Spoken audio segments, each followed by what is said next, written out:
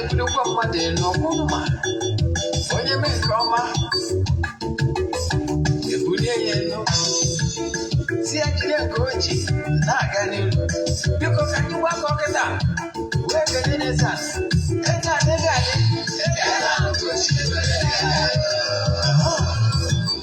Eze-Ana Ugochi tubelu nwoke ọma na oraifite ị ga-adị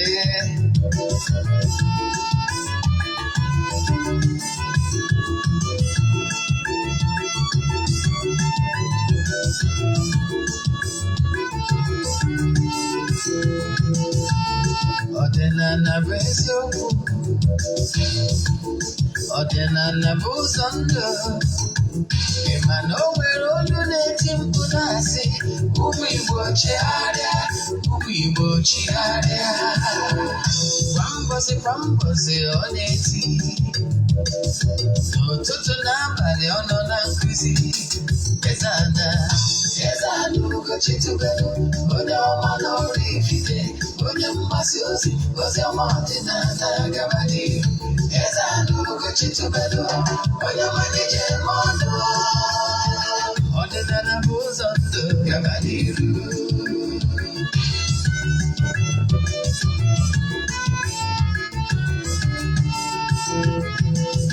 Eze-Ana Ugochi tubelu onye ọma na oraifite onye mgbasa ozi ọma ọdịnala gaba n'ihu Eze-Ana Ugochi tubelu onye ọma na-eje ọnụ ọdịnala bụ ụzọ ndụ gaba n'ihu Eze-Ana ga-adị Ugochi tubelu ga-adị Ugochi tubelu tempụl ọ ya adị maka na eziokwu anwa chacha ndị ụka erighị anya fọdambaki ndị oche eri anya fọdambaki fọda sikara aka ọgọrị ụmụ Igbo si anyị rapụ nke anyị na nke feka mma buru Baịbụl bịa akwụkwọ akụkọ mepekwa chọọchị fa obodo ụka dịkwa mmanụ Ugochi tubelu ekweghị ekwe Eze-Ana si na ọma mme ọdịnala amanwụ chacha oge ọbụla ọ na-eti ọ nọ na nkụzi Chukwu abịa ma gbaa gị ume ọdịnala ya dị ụtụtụ ọma na ụmụ ọdịnala Igbo aga m bụkwa onye nke gị Ogbuefi Eze-Ana Ugochi tubelu oraifite a sị nka chi tata bụ orie ritere anyị ihe ọma ma ripụrụ anyị ihe ọjọọ a sị m na akakaka anyị ama anyị na chijiji anyị ama anyị onye cheche ihe ọjọọ ya eme anyị ya ma onwe ya a sị m onye sị na anyị ga-adị mma na onye a ga-adị mma mana onye sị na anyị ama adị mma na onye a ama adịnata mmata iru ụwa gwụ ise agbọghọ m nda njeru nke Chukwu mmụọ niile na-eri oke na tata bụ orie na entities of powers and ezumezu mmụọ niile anyị na ha so na-ayọkwazị n'isi ndị friends of the temple and the children of the temple onye ọbụla sịrị ka o mebe anyị na ọ karịrị anyị mebe na onye a na ụlọ karịrị ha ise etasịkọ ka ọ ga-esi mee n'ọfọ n'oshi ise n'ụbọchị tata bụ ụbọchị orie anyị abịago n'oge awa nke eziokwu oge anyị ji awa eziokwu niile agba nke ọ bụ mụ nwa bụ Ogbuefi Eze-Ana Ugochi tubelu na-anọ n'isi ya gee ntị ma gee ntị nke ọma ọ bụrụ na ị na-esonye na nkụzi nke taa ịbụ onye nwere isi awere isabiwewuti o nwere nkụzi gbara agba iji bịa taa maka ndị ọ bụ tata bụ izi ha na-afụ m afọ mbụ Ogbuefi Eze-Ana Ugochi tubelu oraifite afọ echichi maka na nchiri ọzọ Eze-Ana abụ m onye isi nchụaja na Ugochi tubelu ọdịnala tempụl anyị na-agba afa mmiri emelụkwazi ọrụ mmụọ dị iche iche abụkwazi m onye isi nchụaja na ọdịnala Restoration Prayer Ministry bụrụkwazi onye mgbasa ozi ọdịnala Igbo. You can call me an ordinary evangelist. I will answer. My mission is to help people live better life. N'ụbọchị taa isiokwu anyị ji bịa bụ ihe niile ị kwesịrị ịma gbasara ezumezu. Gịnị bụ ezumezu? Mgbe ọ bụla ị nọ n'ala Igbo si emenshọn ezumezu, kedu ihe ọ pụtara? Kedu ihe ọ pụtara mgbe ọ bụla e kwuru entities of powers? Kedu ihe ọ pụtara mgbe ọ bụla e kwuru spiritual forces. Ihe ndị a niile ihe kwesịrị ịma. Ihe nje wepụta ohere akụziri ụmụ Igbo ihe kwesịrị ịma gbasara Igbo spirituality. Ka ị marụ na ihe Igbo nwere buru nnukwu ibu. Yes.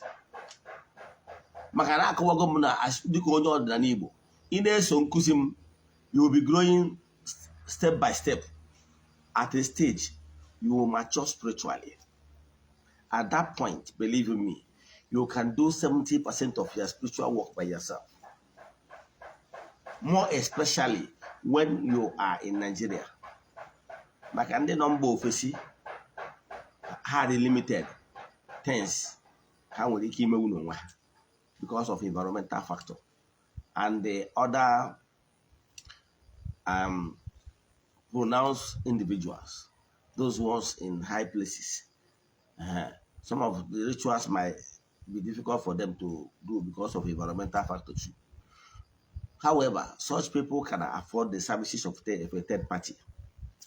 But for you, onye opekata mpe na-akụ ọta na ọnọdụ ga-adịrọ mma, agbakwana nkịtị, don't fold your hands when things are not moving right. Maka onye yoba enyi ya Matthew 7:7. Your ask, it shall be given unto you. Seek, chọọ, ị ga-achọta. Kụọ aka, na a ga-emeghere gị. Ghọtara ya? All the very, very important. So ihe ọ pụtara bụ na you will make an effort yourself. You make an effort yourself. You understand? So, yeah, you better have ya nkuzi anyị ji. Mana before anyị gaa n'iru, anyị ga-ebu ụzọ ma ọkwa dị mkpa. Ọkwa dị mkpa bụ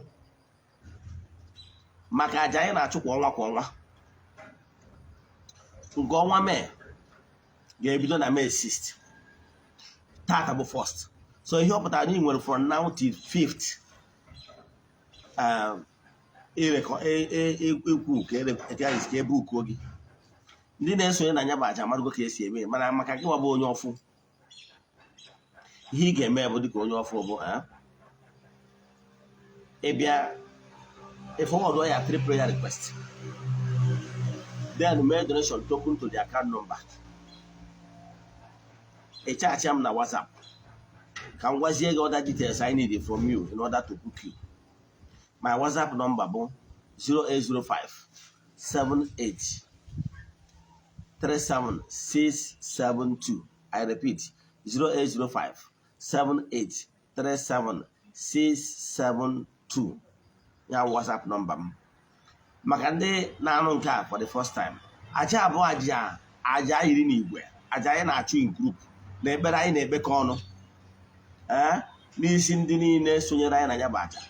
All over the globe. Ebe ọbụla ị nọ wee na-anụ olu m. Ebe ọbụla ị nọ under the sun. Ebe ọbụla ị nọ mana anwụ na-eti ebe anwụ, ikuku dị ebe anwa. You can join us. Distance abụrụ ebara ya na ọnụ mmụọ anyị na-alụ. So ihe ị ga-eme bụ echaachị m na WhatsApp.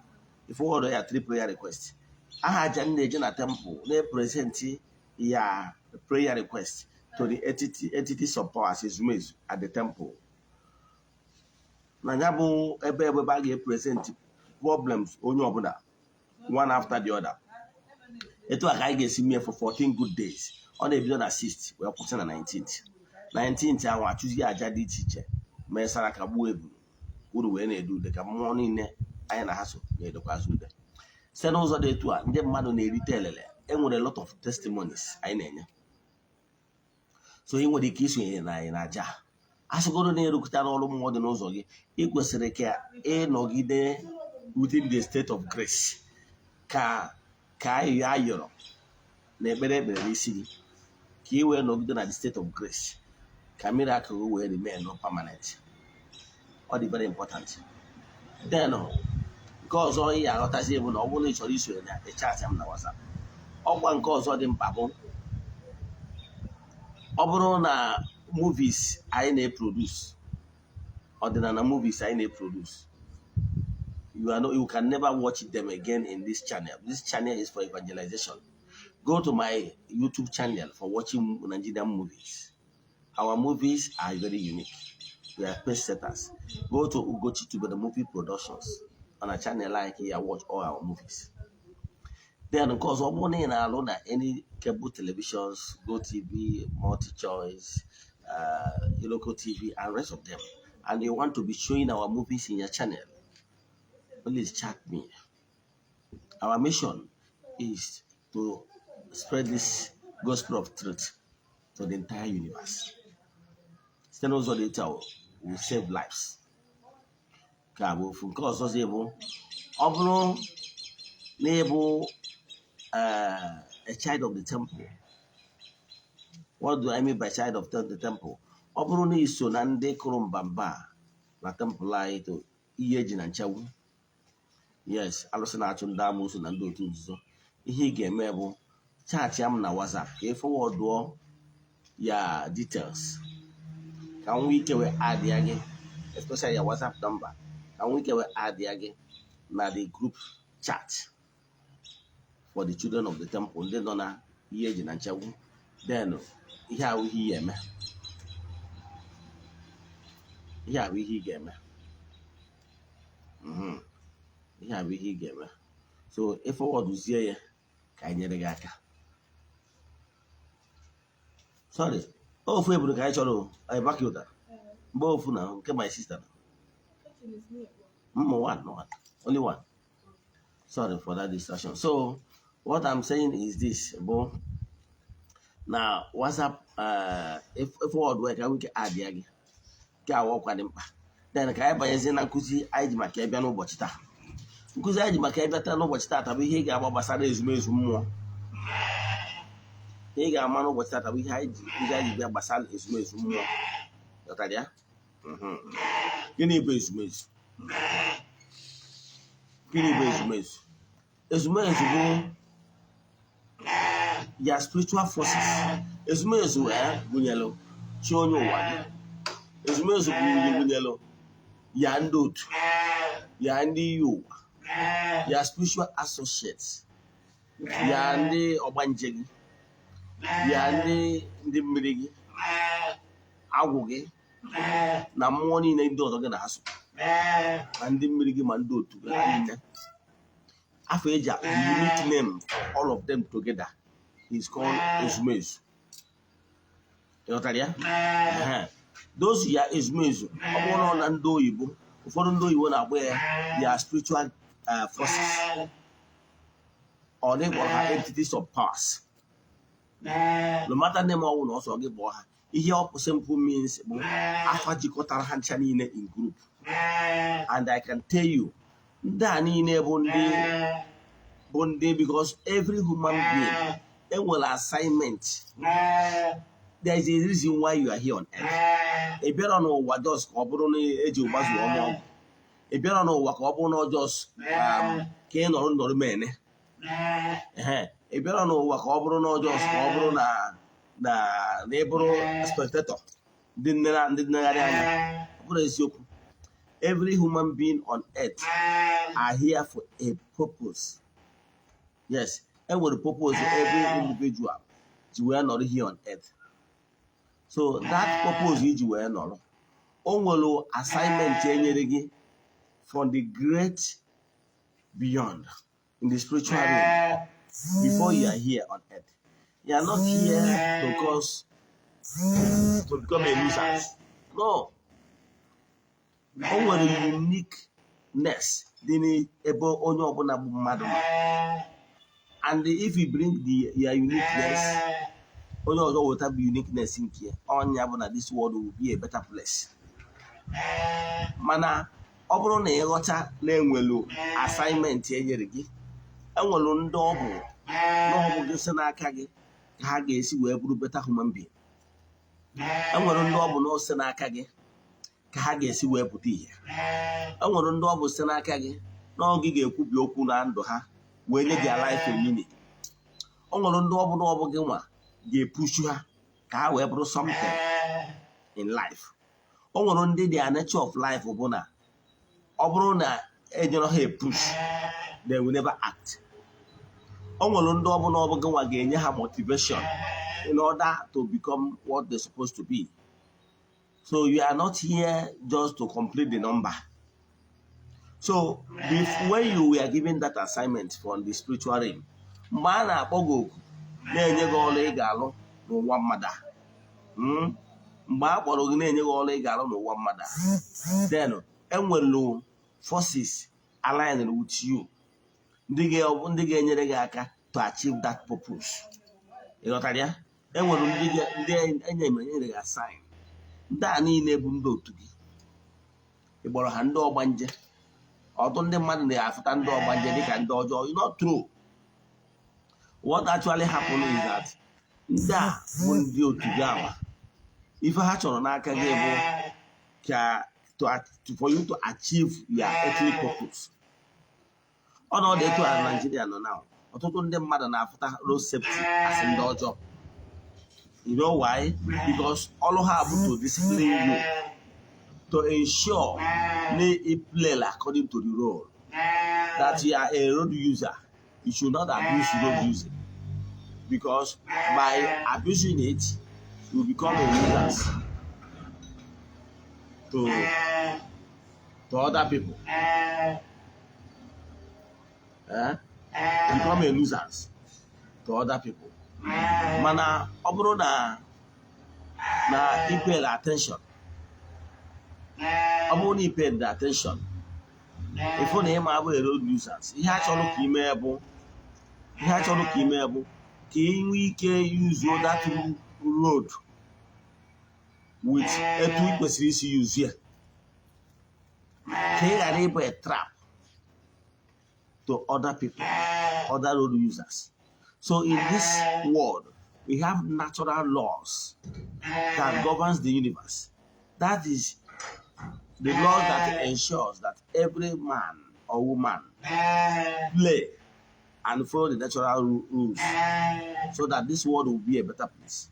Man, ọ bụrụ na enwere ozi ndị ga na-echekmate, enwere ndị ya spiritual forces ọlụ ha bụ efu na gị nwa amadi agaghị ere ụzọ, na gị nwa amadi emere onwe exposed to spiritual danger. Gị nwa amadi emere onwe gị exposed to spiritual danger. Some people na-eme onwe ha exposed to spiritual danger because na ha aghọtara how things work. So mgbe ụfọdụ onwe mgbe ị ga-abụ iruo ịhapụ ya lane ị kwesịrị follow, they follow another lane. So your spiritual associates are there to call you back. And after giving you a sign to come back, and you keep going in that road that will finish you up, that will mislead you, that road that will remove your eyes from the set goals, the purpose why you are here on earth. Then, how will they care it to be hot? How will they care to be hot? The two one then and Nasiabo, Bahana, one may have drawn my boy at all. More continue naming card on me with the hot or Pia. That is what your spiritual forces are doing. For now, one after the millions in the Ogbuefi no. All they are doing is to ensure that you align yourself with your spiritual forces. Because it's only by aligning yourself with your spiritual forces that you will grow and become a better person. You cannot achieve your purpose here on earth, the set goal. I follow the wrong track. Like track and field events. Number one, manage a banner track, you will be disqualified. Did you get it? Because is attached with discipline.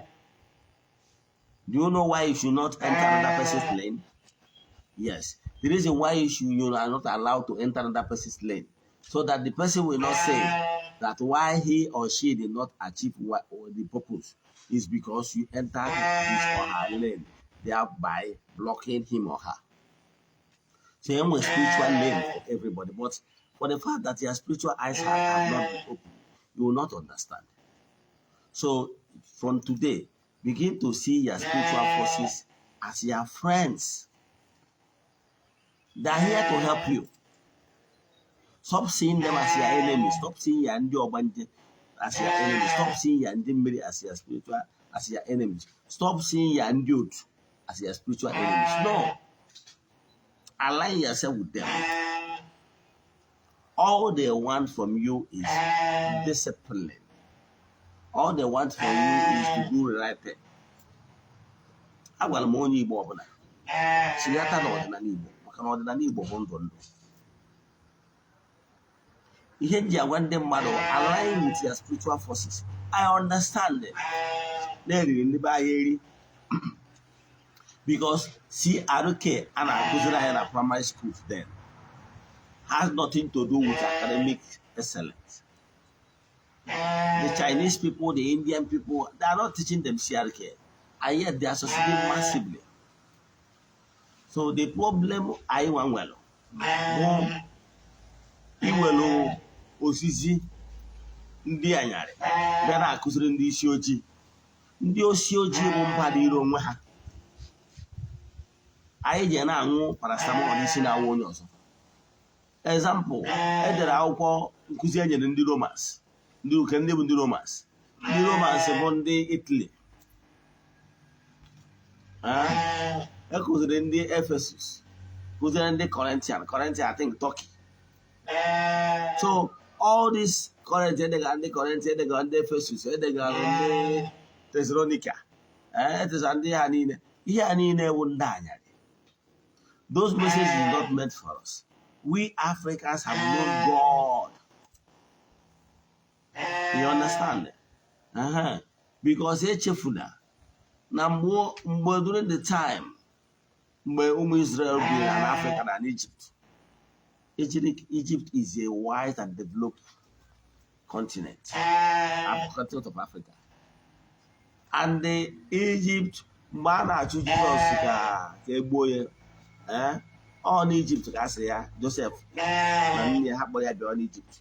N'Egypt ka ọ nọ wee too n'oji akwụkwọ before na anabe ha. So mana mgbe niile mgbe o bidosiri ọrụ ịgbasa ozi ọma ya, ozi o butere ndị ụmụnne ya bụ ndị anya. He never set his feet on African soil for the purpose of evangelization, because he understands that he did not call for the African people. You understand? Opinion on Africa.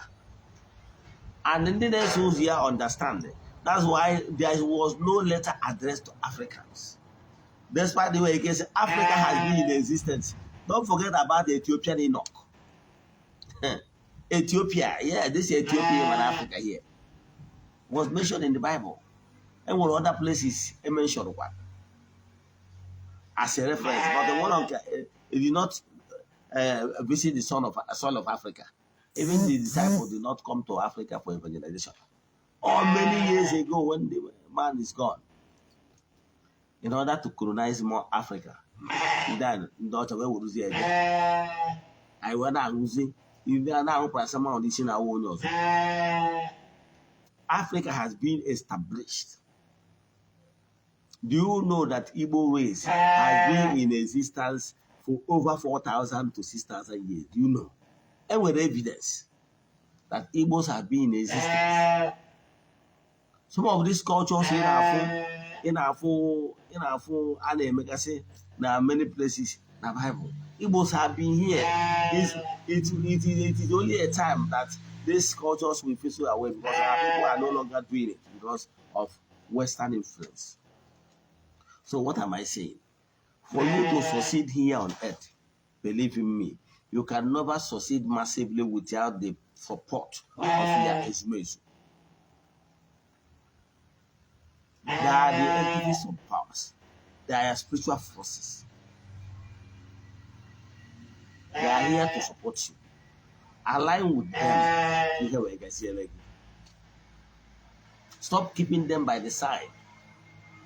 Because from before that morning, they know what you pass through. And from the spiritual realm, you have been fortified with spiritual guides and helpers that will help you. Mana more when they made Ezumezu abandoned. The man in a jacket a moment we can prodigal son. One rack on your knee. One rack on your knee as prodigal son. He may more explain like that, the group prodigal son. Onye nọ n'ori were asọ mmiri na-akwa aka. Man, ọ bụrụ na ị align with your spiritual forces, believe in me, they will always guide you. Spiritual movement is what you develop within you.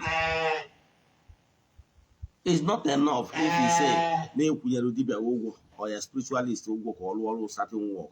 Then from your own end, you are doing nothing. You can only ask your spiritualist or your leader to do some of those things you cannot do right now. Maybe because of your location and whatever. Then from your own end, have time for spiritual meditation and spiritual exercise so that you will remain more connected with that okwawa where you are in the city. Believe in me, quote me anywhere. You can never be successful here on earth. That money now so give the general them about Ezumezu. So what would they mention Ezumezu? Some marry home.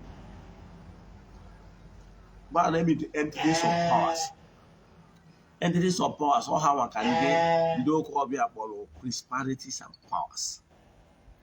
Before do call be a then doing ordinary and we go all those categories. On Yavanana goes and I say, they get they are the cantan and the bow. They are the elders. Notaria? So, ordinary bow, adro diabolic. Ordinary bow, adro evil. But the thing one out of them man are matali head each and ordinary bow. Pure Igbo spirituality. Nantine mempuno to know. Nantina walk on our mark. Dine boom mother. The man I got on ya can jabas was on an Igbo. And the man of Mati head each and all capital B no Panama. Macarade meton what our they go see what I want Igbo Kutane metria Kamakana won't put. What am I saying? They organize their spiritual forces. They are not evil. What they demand from you is acknowledgement, devotion, recognition, for them to stand by you too, so that you can do exploits. Without their support, you can achieve nothing. You need them. Can see about in the chat video to Saria, then you can leave Google and deeper. Share our links. And the money where we can know Kuzi IGB. You want to do Kuzia, Kuzita. More nature, look, I bought a family, more more. Send the other message in our WhatsApp 0805 78 37 672. I repeat 0805 78 37 672. That to work here, kept me in.